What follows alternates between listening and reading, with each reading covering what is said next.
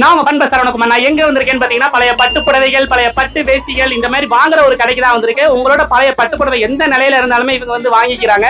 So sir, நீங்க வந்து ரொம்ப வருஷமா அந்த ஃபீல்ட்ல இருக்கீங்களா?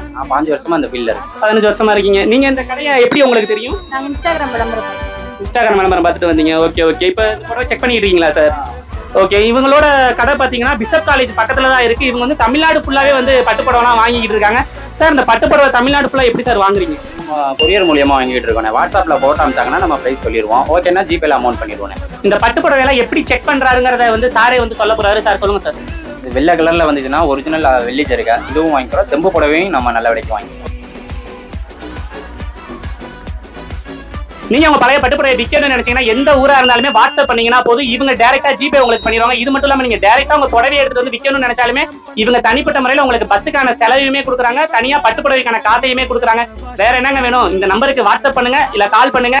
இவங்க கடை எங்க இருக்குன்னு பாத்தீங்கன்னா திருச்சியில பிஷப் காலேஜுக்கு பக்கத்துல தான் இருக்கு. வேற என்னங்க, உங்க பட்டு புடவையா பணம்